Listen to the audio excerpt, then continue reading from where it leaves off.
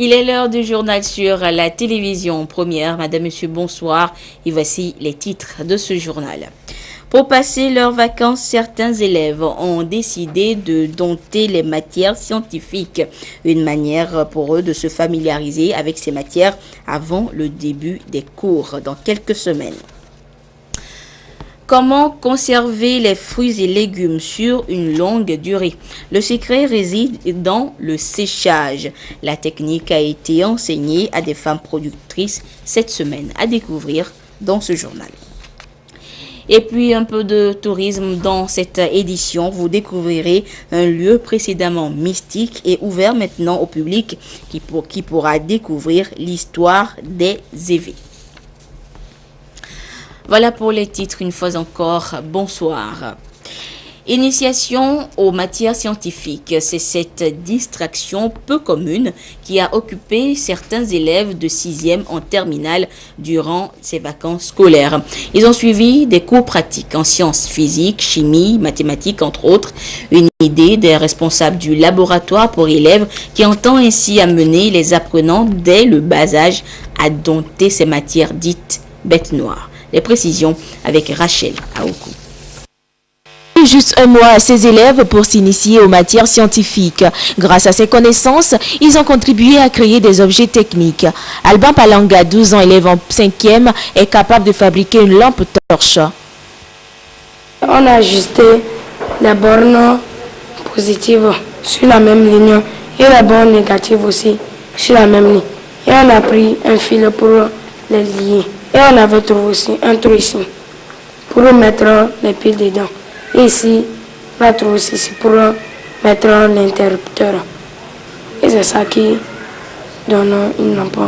L'univers des atomes n'est plus un mystère pour Boum François d'Assise, 14 ans, élève en première. Ce sont des liaisons rigides.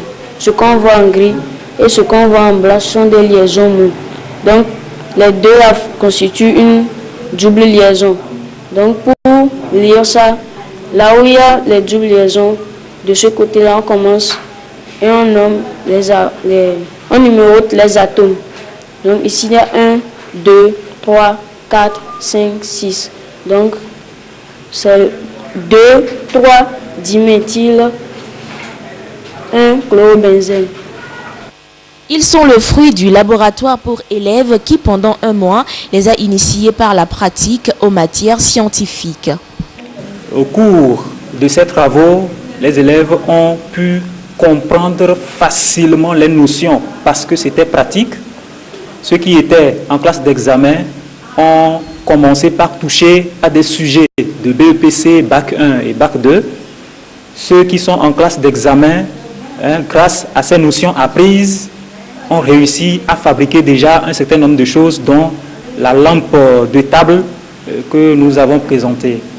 Le laboratoire a ouvert ses portes l'année passée et compte accompagner les élèves afin de renforcer leurs capacités dans les domaines scientifiques. Il nous est apparu que sur les 12 mois de l'année, que ce soit à l'école, avec le répétiteur à la maison ou même en cours de vacances, l'élève ne fait que la théorie, au point où après 7 années d'études secondaires, il n'est capable de rien, même pas une simple multiprise. Voilà qui nous amène, grâce à ce laboratoire, à ne faire que la pratique du concret avec l'élève pour lui permettre d'améliorer sa compréhension des notions scientifiques. Et nous avons eu déjà des avis favorables avec un certain nombre d'institutions qui acceptent que les élèves, après les travaux pratiques au laboratoire, aillent visiter de façon concrète ce qui se fait sur le terrain. Le laboratoire pour élèves est le seul de ce genre en Afrique francophone. Son ambition est de former les élèves dès le bas âge afin qu'ils puissent s'orienter facilement dans les filières scientifiques, un secteur très prometteur aujourd'hui. Et les jeunes entrepreneurs, eux aussi, sont appelés à acquérir de bonnes bases dès la création de leurs entreprises. Et cela est possible grâce au rendez-vous mensuel du jeudi JOSE, piloté par le Fonds d'aide aux initiatives économiques des jeunes FAYEJ. Et ce mois, ils ont découvert la confiance en soi, gage d'un entrepreneuriat réussi. Les précisions avec Sonia Aminipou. De nos jours, de plus en plus de jeunes se lancent dans l'entrepreneuriat. Mais ils sont très peu à réellement concrétiser leurs rêves. Et pour cause, le manque de confiance en soi. Pour ce rendez-vous de jeudi JOSE, ces jeunes entrepreneurs sont donc à la recherche de cet élément vital nécessaire à la réussite de leurs entreprises. En écoutant la confiance en soi, ça vient juste pour me donner la force de ce que nous avons déjà commencé en tant qu'entrepreneur. Parce que quand tu ne crois pas en toi, tu ne peux même pas décider un jour de te mettre dans l'entrepreneuriat. Donc c'est un sentiment de joie pour moi de pouvoir renforcer cette capacité que j'ai déjà développée. Le capital, c'est soi-même. Il faut avoir confiance en soi-même pour pouvoir évoluer. Nous avons aussi appris que les riches du monde, de ce monde, ne sont pas partis de beaucoup de fonds.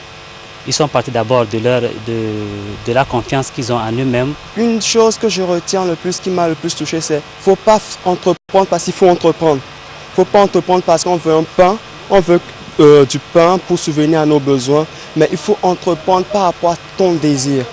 Ce que tu aimes, tu le fais. Et en le faisant, le retour viendra.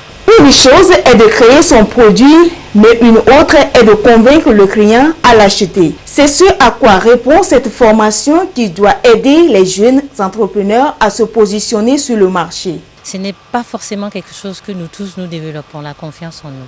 Mais nous avons toujours l'opportunité de la développer. Et nous avons échangé quelques astuces, et effectivement pendant la rencontre, de comment commencer cette aventure-là, de se renforcer de la confiance en soi. Sans cette confiance en soi, il est difficile d'être entrepreneur et de réussir. Quand tu ne crois pas en toi, comme je l'ai dit, tu ne vas pas croire en ton produit, tu ne pourras pas le faire acheter parce que les gens achètent la confiance quand ils achètent ton produit d'abord. À l'heure où la concurrence devient de plus en plus rude, il est important que ces créateurs de richesse s'arment de ce talent afin de valoriser leurs produits. Après Lomé, la commune de Kara enregistre une nouvelle vague de volontaires d'engagement citoyen. Ces volontaires ont pour mission de mener des opérations de salubrité publique dans les quartiers en vue de maintenir l'environnement propre. Et avant de commencer cette mission, ils ont prêté serment. Le compte rendu avec Nestor Mozo. Ils ont prêté serment d'accomplir convenablement leurs tâches aux côtés des responsables en charge de l'assainissement dans la ville de Kara. Les 260 VEC, volontaires d'engagement citoyen, prennent ainsi fonction. Le volontariat d'engagement citoyen ne concerne que les jeunes déscolarisés en quête d'emploi pour une durée de 3 mois.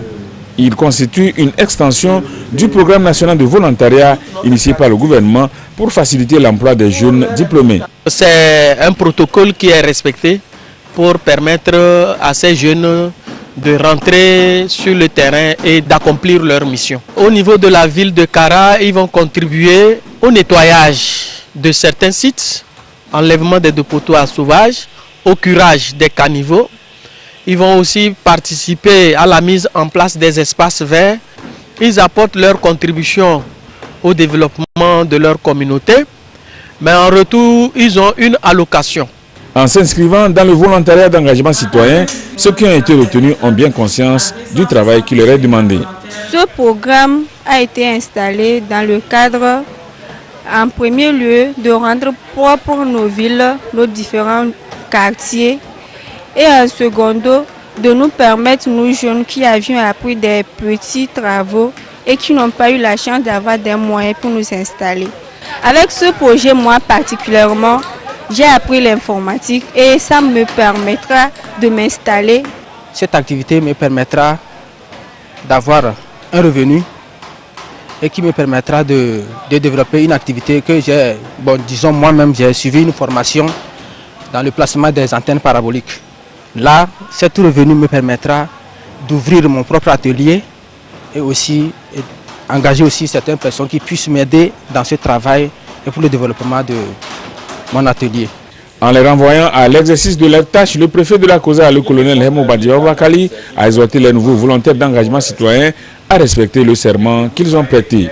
C'est la deuxième vague que la ville de Kara accueille après celle qui a servi entre octobre 2016 et février 2017.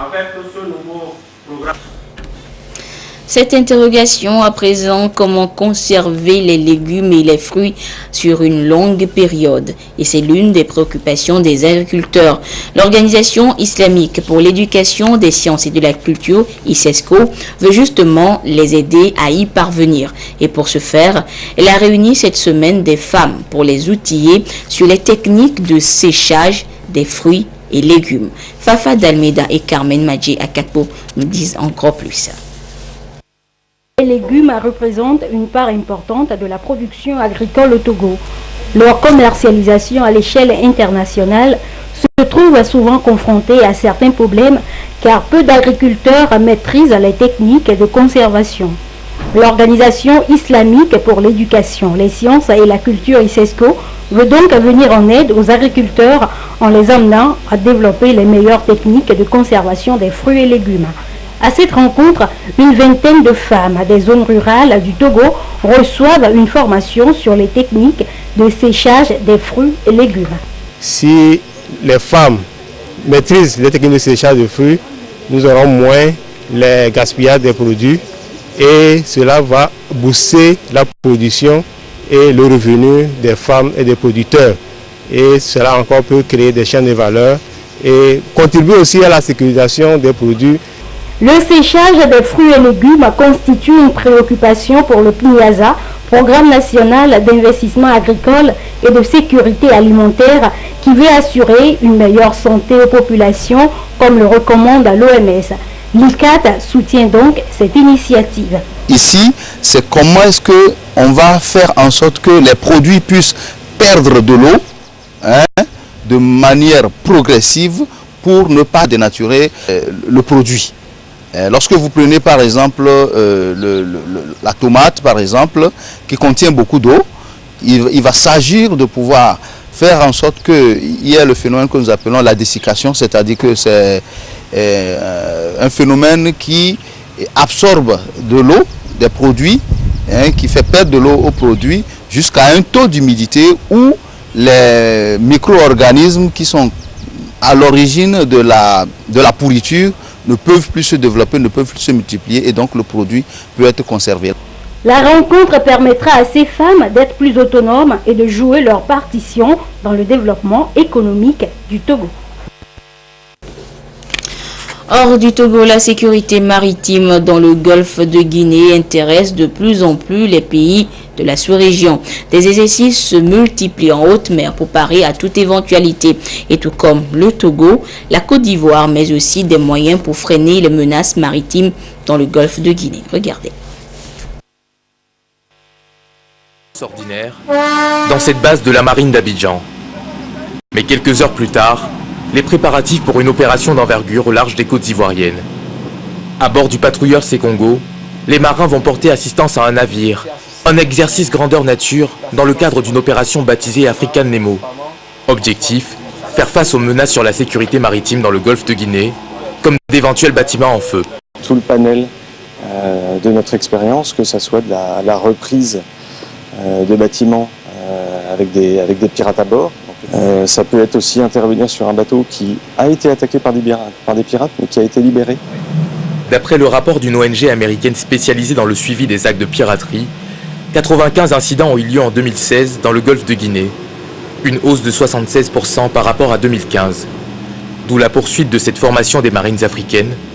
Prochaine étape, au large des côtes sénégalaises. Sécurité encore sur le continent, la force du G5 se met en place progressivement pour lutter contre le terrorisme dans la région. Cette semaine, le président malien Ibrahim Boubacar Keïta, IBK, a effectué une tournée régionale auprès de ses pairs du G5 Sahel afin d'accélérer le processus d'opérationnalisation de cette force conjointe. Un nouvel acte quelques jours après avoir inauguré le QG de cette force conjointe. Vendredi, une réunion extraordinaire des ministres de la Défense de ces 5 pays s'est tenue à Bamako. Il était question de définir les opérations à mener dans le Sahel pour lutter contre les djihadistes, mais également sur le financement de la force conjointe dont les premiers bataillons doivent être opérationnels d'ici quelques semaines. Les précisions avec Augustin Kossi. L'organisation sous-régionale de lutte contre le terrorisme G5 Sahel bientôt opérationnelle. Le président malien Ibrahim Boubacar Keïta mobilise ses pairs afin d'accélérer le processus d'opérationnalisation de la force conjointe. Quelques jours après avoir inauguré le QG de cette force, IBK ne compte visiblement pas attendre le soutien financier de la communauté internationale pour engager les troupes dans les zones de conflit.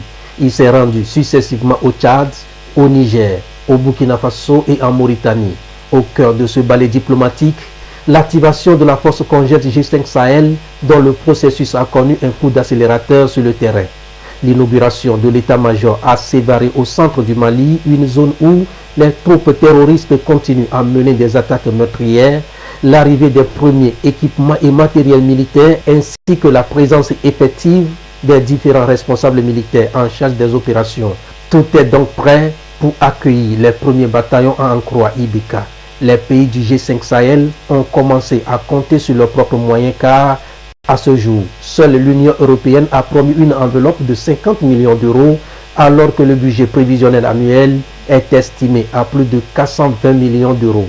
La France a également promis une assistance financière de 8 millions d'euros en plus de matériel militaire. Chacun des 5 pays s'est engagé à débloquer 10 millions d'euros, un montant encore insuffisant. Même si beaucoup reste à faire avant de voir les troupes sahéliennes entrer en action, IBK, président en exercice du G5 Sahel, veut aller au concret.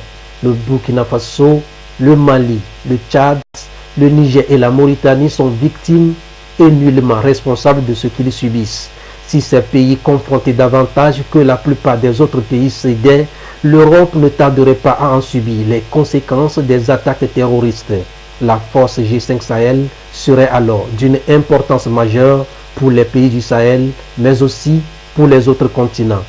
Cette mini-tournée sous-régionale à la veille de la 72e Assemblée Générale des Nations Unies à New York, prévue du 17 au 21 septembre prochain, est saluée de succès. En convoquant ses pairs après le déplacement de New York, IBK achève de lever quelques-unes des réticences qui demeurent par rapport au financement de la force conjointe. Et à la fin, cela pourrait donner mauvaise conscience aux États-Unis et à la Grande-Bretagne qui rechignent encore à financer cette entité qui d'ailleurs se révèle un avant-poste de la lutte mondiale contre le terrorisme et l'extrémisme. Mais cela n'est pas toujours suffisant. En dépit des efforts déployés, il apparaît de plus en plus évident que le terrorisme, l'extrémisme religieux voire l'ethnicisme gagnent du terrain. La sécurité de l'Europe et des États-Unis se joue alors au Sahel. Elle se joue également dans toute la région. La guerre contre le terrorisme et l'extrémisme violent doit se mener au niveau de chaque État, de chaque ville et de chaque citoyen de la région. En bref, santé, sachez qu'en Afrique, le trafic de faux médicaments est un véritable fléau. Un phénomène d'une telle envergure est si rémunérateur qu'il est en passe de supplanter celui des stupéfiants selon des responsables sanitaires. Si bien que cette semaine, ce sont des professionnels de la pharmacie réunis à Abidjan, en Côte d'Ivoire, qui ont tiré la sonnette d'alarme une fois encore. Ils ont scandé durant toute la rencontre le slogan « Les médicaments dans la rue, c'est la mort dans la rue ». Et puis une semaine après la réunion du comité de haut niveau de l'Union africaine sur la Libye, à laquelle il n'a pas pris part, le maréchal Haftar a été reçu hier à Brazzaville par le président Denis Sassou Nguesso, également président du comité de haut niveau de l'Union africaine. Protagoniste de la crise libyenne, le maréchal Haftar a indiqué qu'il soutenait la médiation de l'institution africaine au détriment de celle des Occidentaux qu'il qualifie d'intéressés. L'actualité au Togo, c'est également ce nouveau bâtiment scolaire qui trône au CEG de Sara dans la préfecture de Bassar. Il a été construit grâce à l'association des ressortissants de Sara dans le canton de Kabou et l'ONG appelle à l'orientation à l'islam et à la bienfaisance. Le bâtiment a été remis aux bénéficiaires il y a quelques jours. La correspondance sur place de Nestor Mozo. Comme bon nombre d'établissements scolaires, le CEG de Sara, dans le canton de Kabou, dans la préfecture de Bassar, est confronté au problème d'effectifs pléthoriques dans les classes. S'étant aperçu de cette situation, l'association des ressortissants de Sara à Kabou a touché l'ONG AOIB, appel à l'orientation à l'islam et la bienfaisance, qui a financé la construction d'un nouveau bâtiment. Nous sommes une ONG islamique et dans la religion islamique qui nous exhorte de assister son prochain lorsqu'il en a besoin. Et nous avons vu que nos frères jeunes de Kabou Sara ont besoin d'être accompagnés et être financés pour avoir des salles de classe pour pouvoir apprendre librement et sortir des cadres pour ce pays dans l'avenir. Au nouveau bâtiment s'ajoutent 4 de latrines. Le tout a coûté 17 millions de francs CFA. Les ouvrages viennent mettre les élèves et leurs enseignants dans de meilleures conditions de travail. Les élèves seront à l'aise, ils seront assis à deux, les rangées seront séparées par des allées. L'aération qui vient mettre à l'aise et les apprenants et les enseignants vient également renforcer la pratique pédagogique en ce sens que les enseignants auront le temps de circuler librement dans les rangées et de suivre individuellement chacun des apprenants. Le ministre en charge des infrastructures qui a réceptionné les ouvrages a témoigné la reconnaissance du gouvernement à l'ONG AOIB pour sa constante sollicitude envers les zones et les couches défavorisées du pays. Il a exhorté la population de Sara à faire un bon usage de ces ouvrages.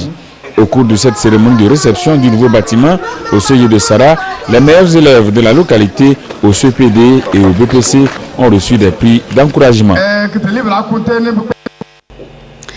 Du 27 au 30 septembre prochain, la population d'Agou-Gadiépé va accueillir le premier salon dénommé Idées de femmes.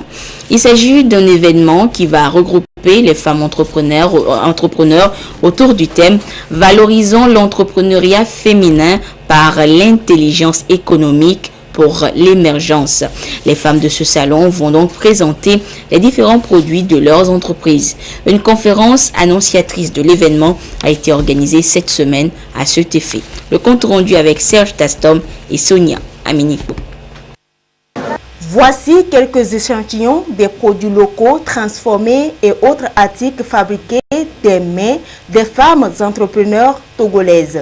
Ces produits et plein d'autres seront au rendez-vous du salon Idées de femmes à Agou-Gadiépé du 27 au 30 septembre prochain. Ça, c'est du beurre de karité travaillé sur le feu et ça hydrate la peau. Ça, c'est du tapioca. C'est à base de manioc séché. On trempe ça quelques minutes dans l'eau et on ajoute du sucre, du lait qu'on boit sous forme de farine de lait. Des sacs qui sont fabriqués avec des nattes. Bon, vous pouvez tout mettre dedans. Vous avez quelque chose à emporter, vous l'utilisez. Ça remplace les sachets plastiques. Ceci, c'est un truc qu'on peut toutefois laver après usage. Le salon Idées de femmes est une plateforme d'exposition et vente, de partage d'expériences et savoir-faire, de rencontres entre producteurs, transformateurs et instituts de microfinance. Une occasion à travers laquelle la femme est mise en exergue pour valoriser ses talents dans le secteur de l'entrepreneuriat. Sur le terrain, il y a beaucoup de femmes, beaucoup de filles qui ont de grandes visions, à réduire le chômage au Togo, à apporter la valeur ajoutée. Au sortir de ce salon, le changement que nous allons apporter, c'est l'intelligence économique. Vous allez voir beaucoup de projets qui vont tourner des idées simples, mais qui sont à valoriser, qui vont drainer beaucoup de fonds, beaucoup de bailleurs de fonds, beaucoup de partenaires développeurs vers le Togo. L'événement est à sa première édition placée sous le thème « Valorisons l'entrepreneuriat féminin par l'intelligence économique pour l'émergence ». La femme au centre de ce salon est une volonté des initiateurs de freiner la pauvreté par la dépendance économique de la femme entrepreneur. Des distinctions seront remises aux femmes porteuses de grands projets innovateurs. Direction maintenant la région des Plateaux pour découvrir la grotte du Bois, qui est un site qui rappelle l'histoire de la guerre des Ashantis contre les peuples évés en 1907. Ce lieu autrefois mystique est devenu aujourd'hui un site touristique ouvert au public, surtout à l'occasion des grandes cérémonies traditionnelles dans la région. À l'occasion de la fête Gbagba célébrée récemment, Ekwe Salah a visité cette grotte pour nous. Suivez le guide. Une grotte mystique creusée dans le flanc de la montagne d'Agou. On l'appelle la grotte du Bois.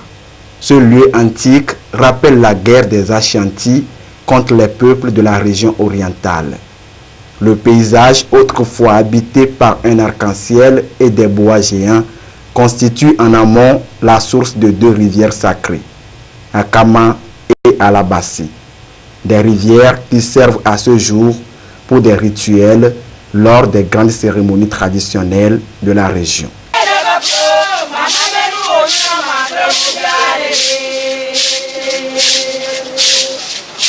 C'était en 1907 qu'il y a la guerre entre les Ashantis et les Évés. Le chef traditionnel est parti se cacher dans la forêt, une forêt sacrée entre la rivière Aka et Alabassi. C'est là où notre bois, il y a un bois sous la pierre. C'est le bois là qui vomit tout et enterre les gens. Les gens sont enterrés là-bas. Ceux qui ne sont pas enterrés, qui sont forts, sont morts par le poison à la place publique.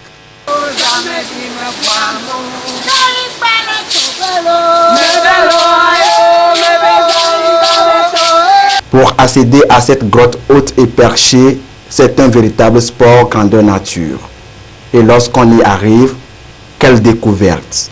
Des rochers impressionnants, des statues taillées, des jaillissements d'eau qui donnent un aspect singulier, spirituel, culturel et touristique à la grotte. Depuis 2013, l'accès à ce site est rendu possible au public. La grotte du Bois est aujourd'hui un véritable lieu touristique ouvert aux curieux de tous les horizons, surtout lors des manifestations traditionnelles et socioculturelles de la région.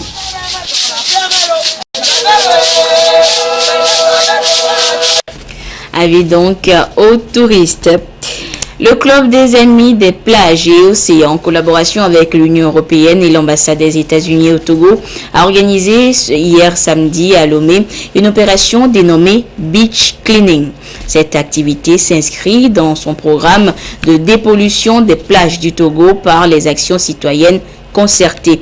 Et cette action est justement appuyée par le ministère de l'Environnement et des Ressources forestières. Le compte rendu de l'opération avec Diane Menlekib et Sonia Aminiko. Selon les Nations Unies, 90% du commerce mondial se fait par voie maritime. 95% des télécommunications transitent par les câbles sous-marins. La pêche, quant à elle, assure 15% de la consommation annuelle. Autant de services que les mers et océans rendent à l'humanité. Cependant, les actions de l'homme sur ces ressources naturelles contribuent à leur dégradation au fil des années. Fort de ce constat, une synergie d'action de tous les acteurs devient un impératif pour freiner le phénomène. Le Club des Amis des plages et des océans, pour sa part, apporte sa contribution à travers cette opération dénommée Beach Cleaning. Les ressources marines sont handicapées par cette pollution visuelle que nous constatons. la santé des populations, de ceux qui sont en bordure de mer est gravement menacée. Et vous voyez les maladies qui s'accumulent de plus en plus. Et nous avons voulu faire une manifestation au niveau de notre pays pour encore amener les consciences des populations à ce que les plages et les zones côtières puissent garder leur propriété. L'initiative est soutenue par plusieurs organisations de la société civile, des ministères, organismes internationaux et institutions qui se sont joints à l'opération. Ici au Togo et comme aux États-Unis, dans tous les pays du monde, on voit que les problèmes comme l'environnement sont très compliqués et ça demande une approche conjointe. On ne peut pas attendre le gouvernement de maintenir l'environnement. C'est un effort de tout le monde. Je suis très fier d'être ici, de soutenir ces jeunes Togolais. Le représentant du ministre de l'Environnement a salué l'initiative et invité chacun des acteurs à s'impliquer davantage pour que la lutte contre la pollution de l'environnement soit effective. Cette action s'inscrit dans le cadre de la tenue prochaine de la conférence sur les océans à Malte. Et voilà, c'est sur cette opération citoyenne que se referme cette édition. Merci de votre fidélité à la télévision togolaise. Adolphe Paca vous retrouve à 22h30 pour la dernière édition du journal. Au revoir.